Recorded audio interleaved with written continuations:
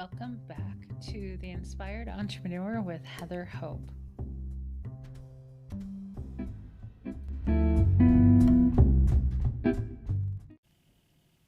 Hi, guys. Welcome back. This is Heather Hope with The Inspired Entrepreneur podcast.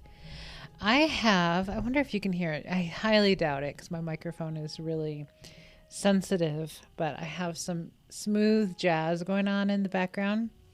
It's way over on the other side of my desk, so I don't think you can hear it, but sometimes I play it on YouTube and it just makes such a nice atmosphere to work. It makes everything so calm and nice. Anyway, what is today, guys? Today's Tuesday. I really should well, no, I'm not going to say it. But happy Tuesday. Today is February 16th. I'm recording this on Monday, so for me, it's happy Monday, of course. How was your weekend? How was your Valentine's Day? How was all of that? I was going to update you guys. So this weekend, I ended up taking my husband down to Paradise Valley. That's where we're going to be moving to. We used to live down there. We used to live just literally down the street from there, like my whole life and most of his life too. Anyway, so I took him down there. He had no idea because I asked, I didn't really feel like going Saturday morning. It was like all the way till noon. I kind of slept in, and sleeping in means like 8. And I just don't like sleeping in anymore. It was that day that I chose. I don't do very well when I sleep in. Now that's a belief turned into an expectation, which is what we're going to talk about today, which is great. But it's not that big of a deal of one, in my opinion. Like waking up earlier is what I prefer to do these days. So whatever, it is what it is. So it was by noon. I was just like, I asked him, what are we doing today? And he's like, I don't know. I was just curious of like what he remembered because part of me really didn't want to do anything. It was one of those days of, I'm not quite sure what I feel like doing. Do you ever feel that way? And there we go. We got my volume up more. So, I think about Abraham, and Abraham's like, of course, do what feels good to do what is calling you. But if nothing's really calling you and you really need to make some sort of a decision, right? Like, what do we do? Do we go do something or do we stay home? How am I going to feel either way? But I know that they say, make a decision and line up with it. And I didn't want to regret not doing anything. So the sun started coming out, which was perfect. And I'm like, okay, we're just going to go. We're going to go. So I told him, get in the shower, get dressed. We got to go soon. So we take off. He has no idea where we're going. He had some ideas, and I kept passing the freeway, the exits. And he's like, that's not it. That's not it.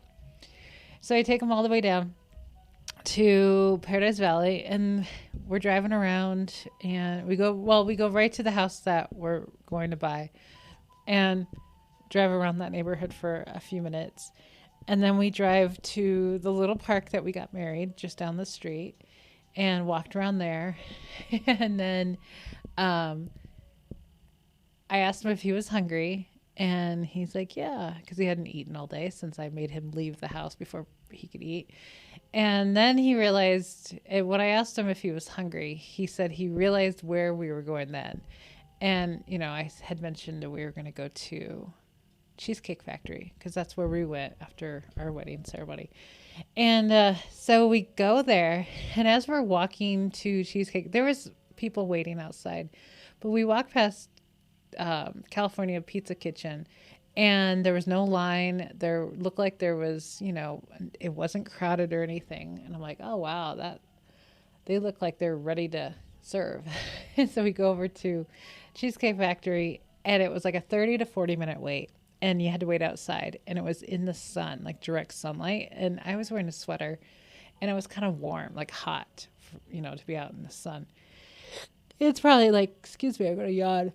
It was probably like 70 degrees, which sounds perfect, right? And it is. It's really great weather right now. But in the direct sunlight like that, with no awnings, no nothing, and a sweater, it's just not. I was just not having it. I was like, So we go to, what's that place called? CPK. And they texted me over from Cheesecake Factory 45 minutes later. They texted me saying that my table was ready. I'm like, oh my gosh. So anyway, we go over there. It was fine. It was a good time. And then we went home, basically. It took forever to get home, but that's okay. It was an adventure and it was fun. And then yesterday, we didn't do a whole lot. He did work all day. And then we didn't do a whole lot. We just kind of watched TV, had some drinks, didn't even eat dinner because just didn't feel like it. And then that was kind of it. It was kind of uneventful, but he gave me some gifts and a card, and I had done the same the day before. So anyway, didn't do a single thing of work, which is interesting. When I wake up Monday morning, I'm like, oh, I don't even feel like doing anything. And I typically work every day. There's rarely a time where I don't do stuff, where I don't work, because every day is the same for me. And so when I take off time, sometimes it's kind of hard to get back into the flow of things. Like I took the weekend off. Now it feels like I should take today off. And so anyway, so we're back. Okay, that was about it. Nothing seriously uneventful, or nothing very eventful, but it was different and out of the house and in the environment that we're moving to, which is always really important. When you're moving, it's always great to get over to where you're moving. Now, if you're moving out of state, definitely. If you're trying to move somewhere, go visit it as much as you can, just to get into the feeling of it, right? To get yourself to make it real, right? So let's jump into today. Today is February 16th. And today in the Inspired Entrepreneur book, if you don't know, it's a book turned into a podcast, and it's a daily podcast. So grab the book on Amazon and you can follow along and get these inspiring messages daily. And you can flip to any day and get the perfect message. Sorry, I lost my energy right before. I probably should have started this an hour ago because I was all hyped up to do it. And then I got like sidetracked with a few other things. Whew, okay, so today, this is a really good one. Expect success because the universe has it lined up. Okay, there's this whole thing about expectation. Like you get what you expect. Right? You get what you believe, but you get what you expect. So I look at expectation kind of like it started as kind of a thought, turned into kind of it turns into a belief. And I think a belief and expectation are very similar things, if not the same. But so I had this, oh gosh. Now I know most of you are women, and if you're a guy, forgive me, but this is the example I thought of right before I clicked record. Okay, so you got to catch yourself when you talk, right? When you talk to other people or just to yourself, you got to watch what you're saying, because it turns into a belief, it turns into an expectation, and it comes true. So things come true because we've talked about them, or it's happened and then we talk about it. And then it turns into a belief, and then it turns into an expectation. Does any of that make any sense? Let me tell you, and I hope this, I'm going to say this quickly, and I'm not going to expand too much on it because it's really important to me. But one other thing, and TMI probably for some, but you guys can relate, so no biggie. I used to have a lot more moodier PMS in the past, like years ago. And it was just kind of that expectation. So let me give you just a general idea of what I'm talking about. And then I'll talk about how I've reduced all of this by like 80-90% at least, probably 90% over time. So you know how, so my brother-in-law, he doesn't listen to this, I doubt, but he posted this really funny meme about, it was somebody calling Kotex, right, the company, saying, hey, I think you should put jingle bells or bells at the end of tampons so people know they can hear me coming and they'll know not to mess with me. And it was funny. So, and I gave him a little bit too much TMI because I know I'm an oddball. I'm an absolute oddball because I have never heard anybody say this, I don't think. But typically, I've always heard that women have, like, that's their time of the month, right? That they get moody or all kinds of things, right? Well, in my life, and I've told this to every guy I've been with and had relationships with, because they believe this too because they've heard it so often. Like, it's the bad time of the month. No, it's not. For me, it is the best time of the month. I get so happy and I get it's like a feeling of relief, just overall, like just overall general relief of life. It's just such an amazing feeling. I am at my best that time of the month. Like right after the, first little bit, then I'm like, I am so good to go. I am happy. I am thrilled.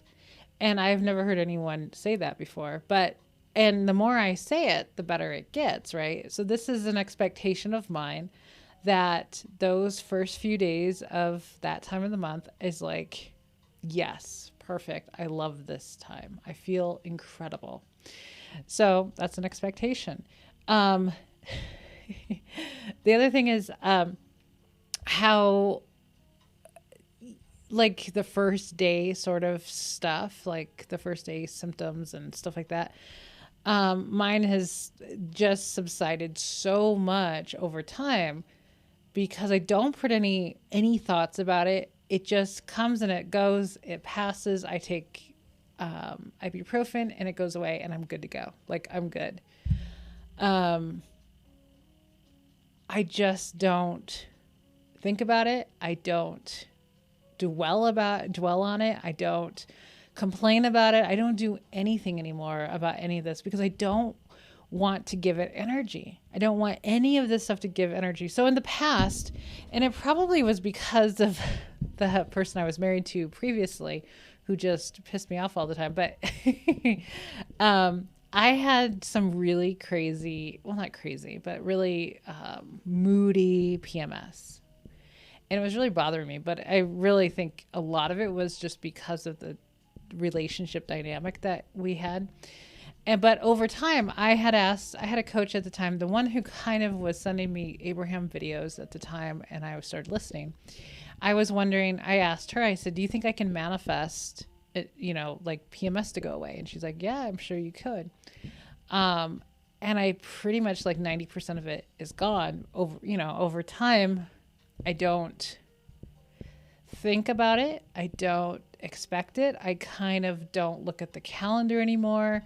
I don't, now it's like, I'll have like one day maybe of where I'm extra annoyed or bothered or emotional. And sometimes if I'm curious, I'll look at my calendar and I'm like, oh yeah, okay, that's why. And I move on. I literally don't put any more attention on it.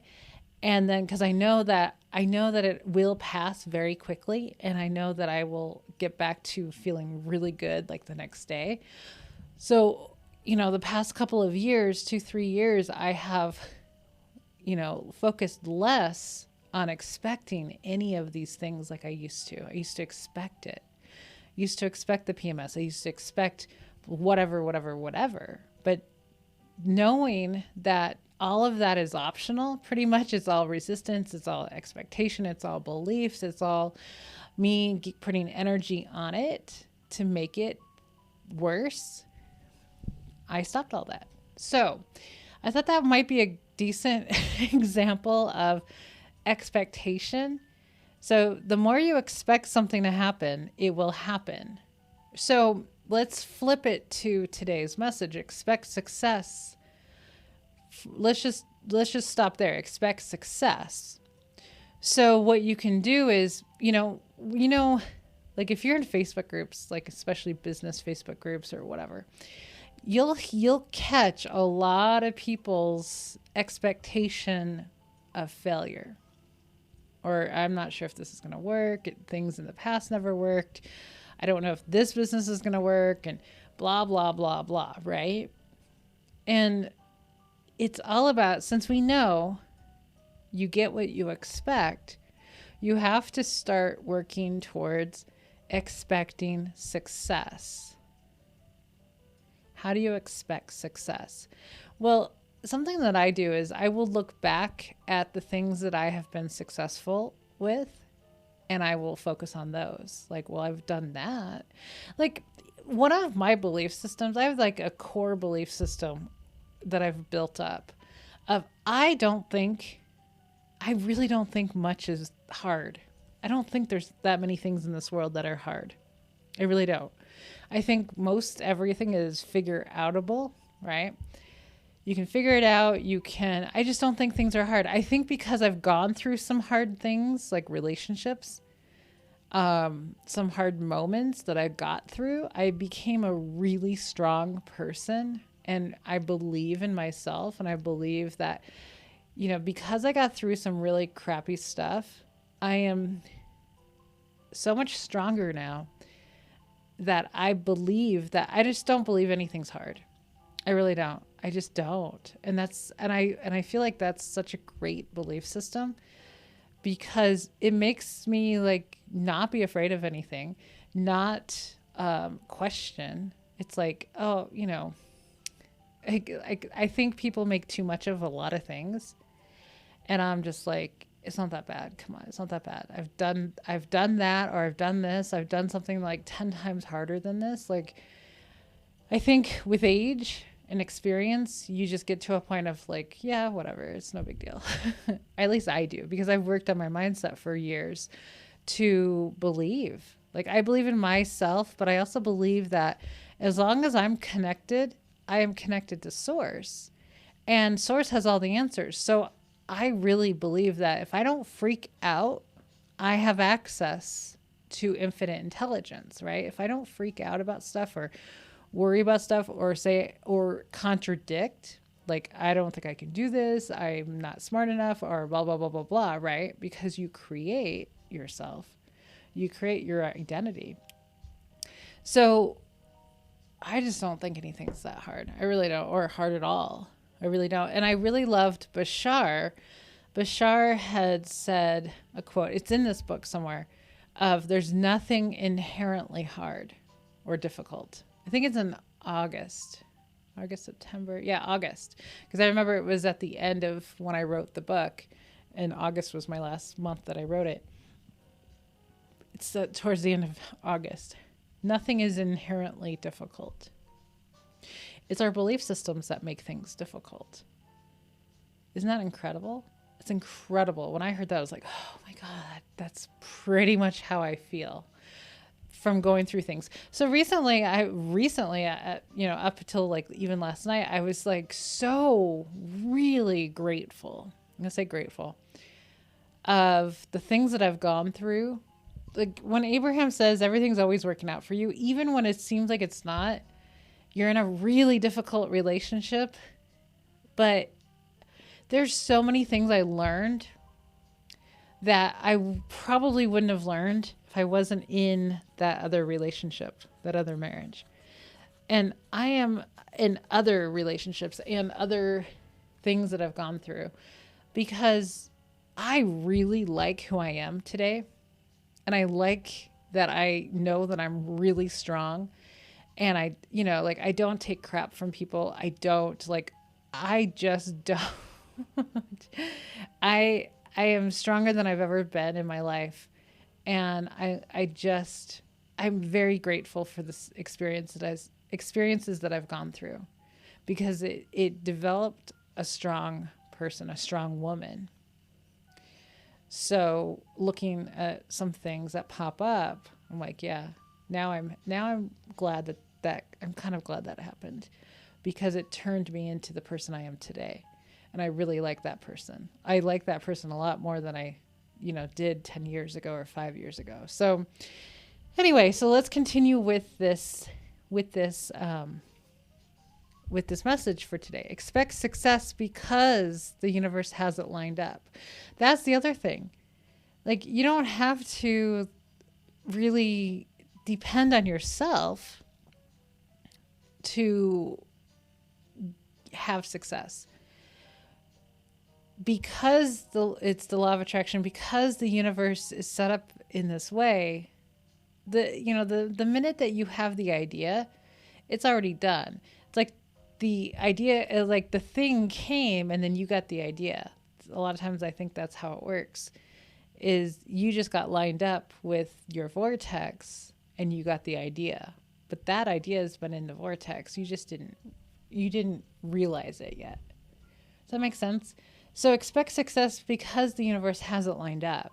The universe has it lined up. So that's the reason really to be expecting it, because it's already done. Sometimes it's really hard to believe that, but over time you will. Over time, the more you learn this stuff, the more you listen to Abraham, you'll start believing it. I think that is the only thing, is believing what you're hearing. Because I know that was the process for me, is just the more I heard Abraham Hicks, the more I started believing. And I felt like I was in this surreal